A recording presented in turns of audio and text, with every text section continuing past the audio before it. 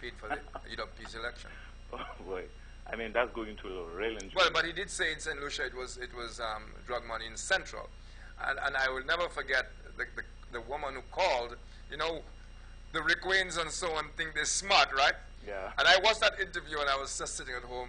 And then when this woman called up and said, Mr. Prime Minister, you said that there's drug money in the Central Castries election. And he said, yes, yes. And she said, well, we all know it wouldn't be Von Lewis. So tell us, who is putting the drug money out there? And the answer is, it's one of the funny episodes. He's good at theatrics, I can tell you that. Yeah, well, St. Lucia got too used to the theatrics. It's a shame, though. It's a shame because I don't want to make the man to just... You see, you also have to put stick on the guys working with these people, you know, because they don't serve the country, they don't serve themselves, and they don't serve the country when they're so ballsless that they cannot come together and say, PM, you're screwing things up. But that's what I'm saying. They gave him too much power, I believe. Claudius Francis was on a show last Christmas, and by the way, I'm going to have him again this Christmas because as my regular guest, so nothing, the changes over there ain't going to change nothing. And I asked Claudius, don't you think the Prime Minister has too much power? And Claudius's answer was, no, I don't think so. What you have is too many cowards around him. Yeah. That was... Yes, slightly. And finally, before, let me go it.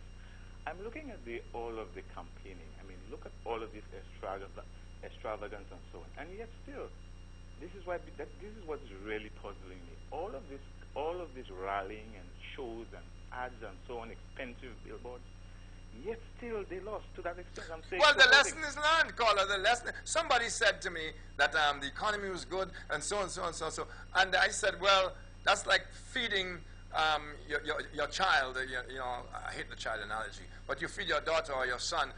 Make sure they're full, and you kick them in the teeth and said, "Shut up! I feed you, so I can abuse you." Yeah, but anyway, I think the current government, or soon to be sworn in, they have to be careful as well, because it's time people because stop St. Lucians, doing this John Compton is going to discover very quickly how the people of this country have changed since what year was it? 97. Oh yes. Yeah, 10 years ago. He has to be watchful, and I think he knows that. We have to be watchful as well. We have to stop doing this partisan thing. Let us look at what is best for the country and stop being too too sort of stagnant to one particular party. This is how we have to look at issues. It's an open mind. But we, as the people, have to help them as well. Huh? Oh yes. We have to, because I said many times that you should criticize your government at where you're helping them, even if at the end of the 5 years you want to vote for them again.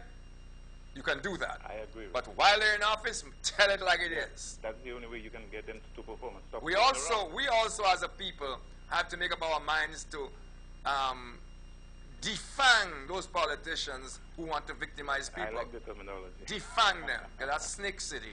You know, we must not allow politicians to obviously victimize people. Yes, I agree with. And we should also, while we don't have the law, the recall thing, we should have it in our minds, because if those guys, after a year, are obviously going to wreck the country, I am going to encourage a recall, you know. But that is how it should be. Oh, yeah. You cannot give guys forever to destroy the country. Okay, so wish them luck. Oh, yes, I will. And the man's track record has been good, etc. Thank you. We're going to take a short break. We'll be right back. Welcome back. We got a phone call. Talk to me. Hi, good evening, Rick. Hi. You know, it's just unfortunate that one person is being blamed for the failure of the party. However, I guess being the leader of the party, he is supposed to direct. Are you a member of the party? Sorry? Are you a member of the party? No, okay. I'm not a member of either party. Okay. But I'm saying that, you know, as the leader, he has to direct the conduct of the party.